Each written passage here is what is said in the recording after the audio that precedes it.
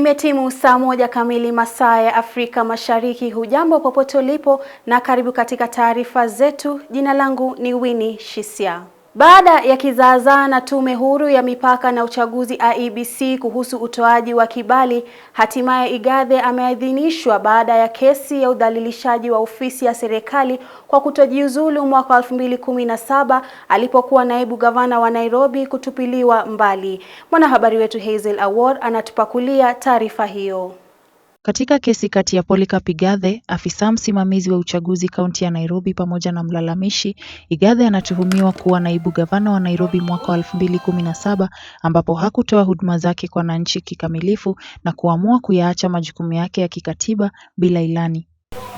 We have no problem with Mr. Igathe being cleared to run for that office, but let him be cleared after our letter has been taken into consideration. So your letter has the force of an injunction to stop the CRO from executing his constitutional duty. I think the most important stakeholder in an electoral process is the voter, and if the voter has written a letter alleging, raising genuine or legitimate grievances against a particular candidate, then the letter of that voter should have the force of injunction.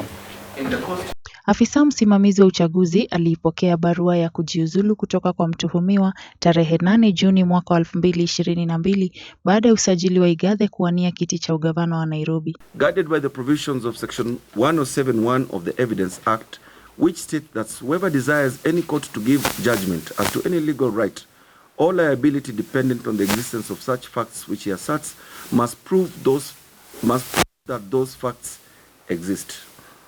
The committee finds that the complainant has not discharged that burden of proof, and the committee is therefore reluctant to find for the complainant on this score. The committee finds that there is no evidence or material placed before it to fault the decision of the CRO regarding the registration of the interested party, and the committee hereby upholds the CRO's decision with respect to the complaint in this matter. The committee finds and holds that the complaint lacks merit and is hereby dismissed with no orders as to cause. It is so ordered. Kamati ya uamuzi wa migogoro imeitupilia kesi hiyo mbali ikisema kuwa hakuna ushahidi wa kutekeleza uamuzi wa msimamizi wa uchaguzi kuhusu usajili wa mgombea huyo. Kamati imedhibitisha uamuzi wa afisa msimamizi wa uchaguzi kwa kuheshimu malalamiko katika swala hilo. Nikiripotia runinga ya Venus, jina langu ni Hazel Award. Kwingineko, mgombea mwenza wa urais wa muungano wa Azimio la Umoja One Kenya Martha Karua leo hii alizuru kaunti ya Meru kwa kongamano la mashauriano la ukumbi wa jiji na wakazi wa eneo hilo katika uwanja wa ACK kwa nia ya kueneza vuguvugu lao, huku kiongozi wa UDA Daktari William Ruto wakati wa kampeni zake huko Nyamira akitetea degree za Seneta Johnson Sakaja na badala yake kuwataka Wakenya kuzoa maswali juu ya cheti cha mpeperushaji bendera wa Azimio la Umoja Raila Odinga. Kwingineko, chama cha KANU sasa kinamtaka anayepeperusha bendera ya useneta wa Nairobi atoke kwenye chama chao. Wacheni mambo ya Johnson Sakaja. Johnson Sakaja ni kijana wa mtaa wa Nairobi. Sakaja amesoma na makaratasi yake inajulikana. Wacheni kukoroga mambo ya Johnson Sakaja.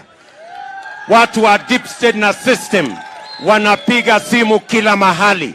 Wamepiga simu mpaka wamefikisha kule State House, kule Uganda, wakitafuta njama ya kusimamisha Sakaja asiwe gavana wa Nairobi. Mimi nataka niwaambie watu wa Jubilee, tukutane kwa debe, wachaneni na Johnson Sakaja. Johnson Sakaja ako na certificate ya kutosha. Kama kuna mtu ako na certificate ambayo haijulikani, ni candidate wenu wa rais wa Azimio. Kabla hamjatuambia mambo mengi, tuonyesheni candidate wenu wa Azimio wa rais, atuonyeshe alisoma wapi na alisoma na nani na mwalimu wake alikuwa nani. Wacheni utapeli. Tukiendelea na taarifa ni kwamba wakati wa mkutano wa 18 wa mabalozi na makamishna wakuu, Daktari Matiang'i amewahakikishia wanadiplomasia kwamba nchi iko tayari kwa uchaguzi mkuu wa Agosti. Daktari Fred Matiang'i amezihakikishia nchi nyingine kuwa Kenya itakuwa salama wakati na baada ya uchaguzi. Ripota wetu Anthony Kumwei na zaidi. Wakati wa mkutano wa 18 wa mabalozi na makamishna wakuu kuhusu utekelezaji wa majukumu ya huduma za kigeni, waziri wa masuala ya ndani Daktari Fred Matiang'i amewahakikishia wanadiplomasia kwamba nchi itakuwa salama wakati wa uchaguzi na baada yake. Siku chache baada ya tume ya NCIC kuripoti kwamba baadhi ya kaunti zitakumbwa na machafuko baada ya uchaguzi, Daktari Matiang'i amewahakikishia makamishna kwamba wizara hiyo inafanya kazi chungu nzima ili kuiwezesha tume ya IEBC kufanya uchaguzi huru na wa haki.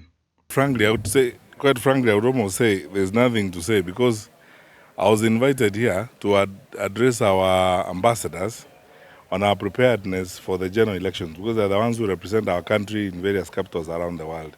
And people ask them questions about, what we are doing about these elections. Are we ready? What have we done? And so on. And I've spent time taking them through the preparations we have made to support the IEBC, because we are not the ones who conduct elections. Elections are conducted by the IEBC. We play a supportive role. And I have assured them, as I have assured, the country, that we are ready to play our supportive role. And our supportive role is to enable the IEBC deliver a free, fair and credible election. And the request or whatever we have been told to do in terms of security deployment, I have confirmed with them, as I have done to the country before, that we have sufficient resources in terms of personnel. We have created an integrated framework where we're working across on a multi-agency framework with other agencies to support the IEBC to deliver. Mbali na kuimarisha usalama, Waziri Matiang'i amekiri kufanya kazi na mashirika mengine ili kuzuia rushwa ya wapiga kura na unyanyasaji kwenye mitandao ya kijamii ambayo inaongezeka wakati wa kipindi cha uchaguzi. Daktari Matiang'i pia aliwataka wanasiasa kuchukua hatua kali wakati wa kutafuta kura. On the elections, they have asked me questions about the challenges we face. I have again outlined the same challenges that I've talked about before. There are cases of voter bribery, there are cases of abuse of social media, which we are dealing with because we have sufficient institutional frameworks in place to deal with these issues. And as I've said before, I have told them here that as our representatives, when they go out there, Kenya has built up a very strong image as a democratic governance environment. Nikiripotia runinga ya Venus kutoka Nairobi, nafahamika kama Anthony Kumwei. Wizara ya Ulinzi wa mambo ya ndani imejitokeza kuwakumbusha polisi wake kujibeba kwa adabu na hekima wakati wote wakiwa hadharani kama wamevalia sare zao za polisi. Hii inakuja siku chache baada ya video ya mwanadada akitumia vibaya madaraka yake ya kutotekeleza sheria. Mwanahabari wetu Brian Martins anaripoti. We have chosen a career to serve people. And we are serving our citizens because these are our employers. Katibu mkuu wa mambo ya ndani Daktari Karanja Kibicho amewakumbusha maafisa wa polisi kujibeba vyema na kwa maadili mema ili wananchi waone kama hao ni mifano wa kuiga. When you are in this uniform and the other that you put in the field, you are a role model to a lot of people. And being a role model to a lot of people calls for a lot of sacrifice. There are some things when you're in this job you cannot afford to do.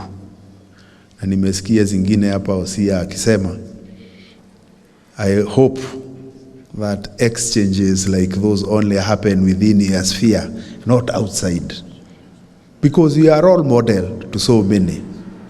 You cannot be a role model saa zile unaenda kwa kirabu, in the sub-county, in the ward, in the division where you serve, unakunywa mpaka unaanza kukojoa hapo nje kwa bar.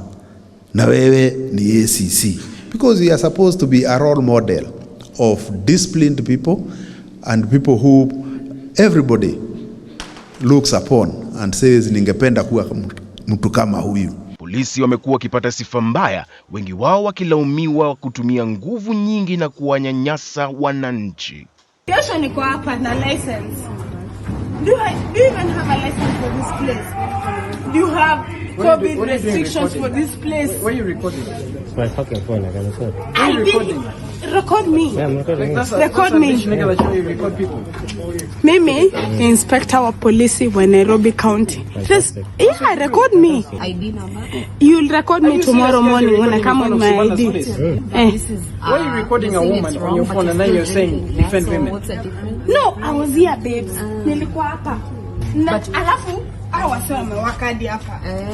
Mbona akona shida na mimi? Kwa mujibu wa ukurasa rasmi ya polisi, tukio hilo lililaniwa vikali na kubainisha kuwa dada huyo hana uhusiano na polisi bali anafanya na NMS. Your cardinal responsibility to ensure you protect life and property. After you have protected, you give service. Sindio?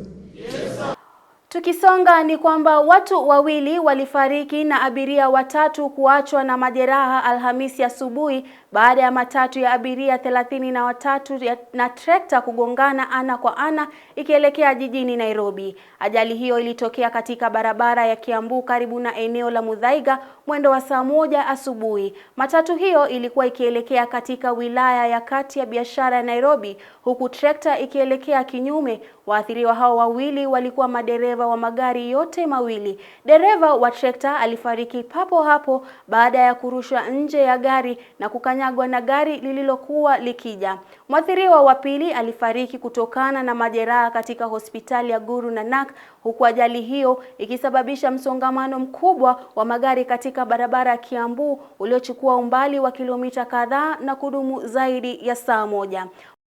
Rais Uhuru Kenyatta ameagiza kutumiwa kwa mara kwa moja wa wanajeshi katika maeneo ya Jamhuri ya Demokrasia ya Kongo ili kumaliza uhasama na kupokonya silaha ya makundi yanayopigana. Kupitia taarifa ya Jumatano Juni 15, Rais Uhuru alitoa wito wa kuanzishwa kwa jeshi la kanda ya Afrika Mashariki chini ya mwavuli wa Jumuiya ya Afrika Mashariki EAC.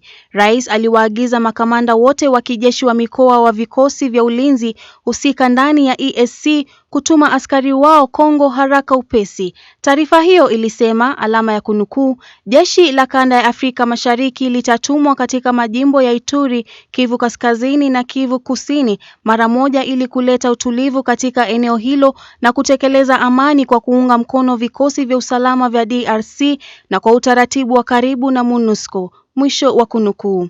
Taarifa hii inakuja wakati maandamano makubwa yalifanyika Goma, Kivu Kaskazini mashariki mwa Kongo mnamo Jumatano, yaliyoelekea hadi kwenye mpaka wa Rwanda ambapo waandamanaji walijaribu kuvuka mpaka wa Rwanda na Kongo wakiwa na lengo la kuingia nchini Rwanda. Waandamanaji hao walibeba mabango yenye ujumbe tofauti wakishutumu Rwanda kwa kuunga mkono waasi wa M23. Nguvu za vijana wa Kivu Kaskazini kwa ajili ya kusapoti jeshi letu la FRDC ambalo limekumbwa na tatizo la kuvamiwa na wakaazi na kuvamiwa na wandugu jirani kwa vita, ili tupate kurejesha tena amani katika jimbo letu la Kivu Kaskazini. Nikiripotia runinga ya Venus, jina langu ni Winnie Sishia.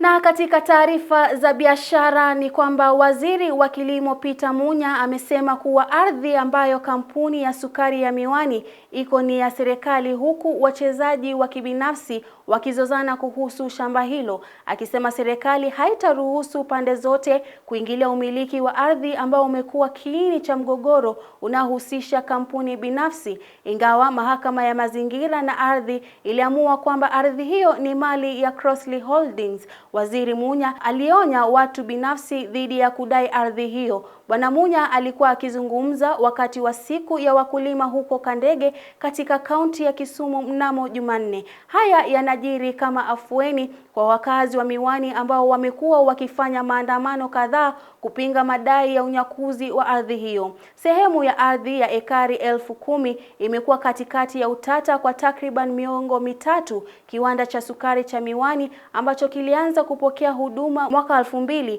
kiko kwenye ardhi ya ekari ya 10,000. Shirika la ndege la Kenya Airways na Delta Airlines wamepanua ushirikiano wao ili kuwapa wateja wao safari ya moja kwa moja kwa jumla ya miji 44 barani Afrika, Marekani na Kanada. Janet Kamau anaripoti. Abiria wanaosafiri kutoka Nairobi hadi Marekani kwa Kenya Airways sasa wanaweza kufikia miji 25 ya Amerika na Canada kwa kutumia tiketi moja kufuatia upanuzi wa ushirikiano wa codeshare kati ya watoa huduma hao wawili. Ushirikiano ulioimarishwa pia unaruhusu wateja wa Delta wanaosafiri kutoka Marekani kufikia miji 19 barani Afrika. Miji ya ziada ni pamoja na Boston, Buffalo, Norfolk na Rochester. Kenya Airways itaweka msimbo wake kwa safari za ndege za Delta kutoka New York hadi Boston, Buffalo, Norfolk, Rochester na Syracuse kwa wateja wanaosafiri kwa huduma zake za Nairobi, New York bila kikomo. Wakati huo huo, Delta itaongeza msimbo wake kwenye masafa ya ziada ya Kenya Airways kati ya Accra, Ghana na Freetown, Sierra Leone, Monrovia, Liberia na Nairobi, Kenya. Wateja wa mashirika hayo mawili ya ndege wataendelea kufurahia mawasiliano ya kituo kimoja kutoka Nairobi, Accra na New York hadi maeneo ambayo tayari yanahudumiwa na Kenya Airways na Delta barani Afrika na Marekani. Janet Kamau, Venus TV. Na kimataifa ni kwamba kupitia ofisi ya Rais wa Marekani Joe Biden, mikakati kabambe imewekwa kutumia Ukraine silaha zaidi za takriban dola bilioni 1 ili kupigana na Urusi. Miongoni mwa silaha hizo zitajumuishwa Harpoon 2 aina ya meli iliyo na mvuto wa risasi zaidi na wa hali ya juu. Huku vita ya Urusi zikizidi kupamba moto, mikakati ya kusafirisha zana za kivita za Ukraine zimewekwa. Hii ni kulingana na Austin na Generali Mark Milley, mwenyekiti wa wakuu wa pamoja wafanyikazi wa Marekani. The United States will provide an additional $1 billion security assistance package for Ukraine. And that includes our 12th drawdown from DoD inventory since August of 2021.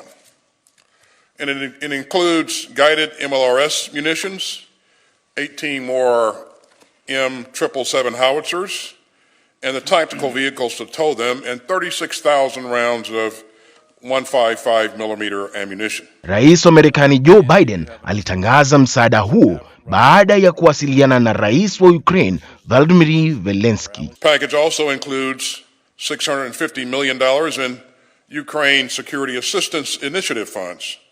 And that will help Ukraine defend itself with 2 additional Harpoon coastal defense systems and thousands of secure radios, and night vision devices, and thermal sights, and other optics. We're strongly committed to bringing inflation back down, and we're moving expeditiously to do so. Huku bei za bidhaa zikizidi kuongezeka, shirikisho ya hifadhi ya Marekani ilitangaza ongezeko la riba kwa 0.75 na kuifanya kuwa ongezo kubwa zaidi kuweza kushuhudiwa tangu mwaka 1994. Hifadhi ya Marekani imeidhinisha kuongezeka kwa riba kwa zaidi ya robo ya karne ili kuzuia kuongezeka kwa mfuko wa bei. Maafisa wa Benki Kuu ya Marekani walikubaliana na ongezeko hilo, huku swala tetesi ikiwa kama umma wataonyesha imani kwa ushirikisho hilo katika siku zijazo. An unusually large one, and I do not expect moves of this size to be common. From the perspective of today, either a 50 basis point or a 75 basis point increase seems most likely at our next meeting. We will, however, make our decisions meeting by meeting, and will continue to communicate our thinking as clearly as we can. Mshukiwa mkuu Peyton S. Gendron anakabiliwa na mashtaka ya uhalifu wa chuki katika mauaji ya watu 10 weusi mwezi uliopita katika eneo ya Buffalo, New York. Mwanasheria mkuu wa serikali Merrick alizuru eneo la mashambulio hayo na kuweza kukutana na familia za waathiriwa. Mwanahabari wetu Brian Martins anatupakulia taarifa hizo. Mwanasheria mkuu wa serikali Merrick alizuru eneo la mashambulizi hayo na kuweza kukutana na familia za waathirika. The affidavit in support of the complaint quotes the defendant as stating that his goal was to, quote, kill as many blacks as possible. Idara ya haki ya Marekani ilileta mashtaka ya uhalifu ya uchuki dhidi ya Peyton anayetuhumiwa kuwaua watu 10 weusi huko New York mwezi uliopita. Python anakabiliwa na makosa 26 ya uhalifu na chuki na makosa ya silaha kulingana na mashtaka hayo. The affidavit alleges that defendant wrote about his acquisition of firearms and other supplies for the attack and traveled to Tops on multiple occasions to sketch the interior of the store, count the number of black people present, and observe the presence of black security guards. Nikiripotia Venus, jina langu ni Brian Martins. Na katika ulingo wa spoti ni kwamba kocha wa Tusker Robert Matano apinga madai ya kutaka kuhama klabu hiyo, huku wanamichezo wa Urusi wa Belarus wakiruhusiwa kushiriki michuano na ya tenisi licha ya vita kati ya Ukraine na Urusi. Sishia Timothy ana mseto wa habari hizo.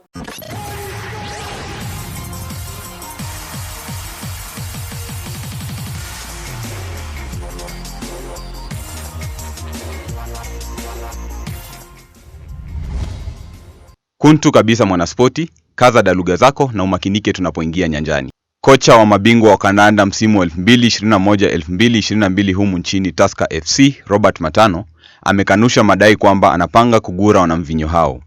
Matano aliongoza Tusker kunyakua ubingwa huo licha ya upinzani mkali kutoka kwa vijana wa Bernard Mwalala Kakamega Homeboys. Baada ya mechi ya mwisho ya ligi, Matano alikisia kwamba anakugura kikosi hicho, kwani kuna kiongozi klabuni humo anayemtaka angatuke kama kocha mkuu. Because kama kuna heshima, there is no need to continue working here. Unakwenda wapi? Popote nitaenda, hata kama nikaa kwangu na bibi zangu na watoto wangu. Because there is no need. You work, nobody appreciate your effort. There is no need at all. Hata hivyo, katika mahojiano na mojawapo ya vyombo vya habari, Matano alipinga madai hayo na kusema kuwa alimuelekezea kauli hiyo kiongozi huyo asiyemtaka pale Tusker. Tusker itaiwakilisha Kenya katika michuano ya mabingwa barani Afrika CAF iwapo serikali itasuluhisha migogoro baina yao na shirika la soka nchini FKF. Bingwa wa mbio za mita 100 Afrika Ferdinand Omanyala ameahidi kuvunja rekodi ya sekunde 9.58 inayoshikiliwa na raia wa Jamaica Usain Bolt. Omanyala amesema haya akiwa katika maandalizi kabambe ya kuiwakilisha Kenya kwenye mbio za Birmingham mwishoni mwa mwezi huu. It's a very serious competition and now I'll be going there with being the fastest man in the world this year. So I'm not expecting anything less from being the medaling in the World Championships. Katika rubaa za kimataifa, wanamichezo kutoka nchi za Urusi na Belarus wameruhusiwa kushiriki katika mashindano ya US Open ya mwaka huu. Shirika la tenisi la Amerika lilitangaza haya hata ingawa vita vya Urusi na Ukraine bado vinaendelea.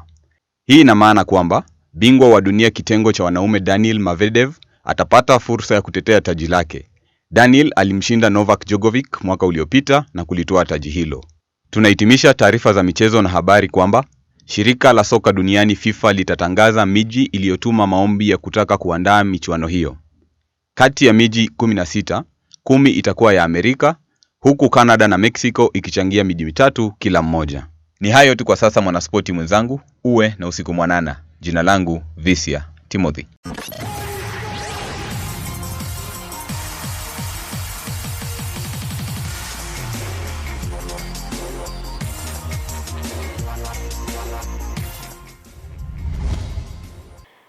Na mtazamaji, kufikia hapo tumefikia kikomo kwa habari zetu hii awamu ya saa 1. Kumbuka unaweza kupata habari zaidi kwenye mitandao yetu ya kijamii Facebook, Twitter, Instagram na YouTube, ama pia unaweza kutuma arafa kupitia nambari 24288. Nimekuwa wako Winnie Sishia, alamsiki.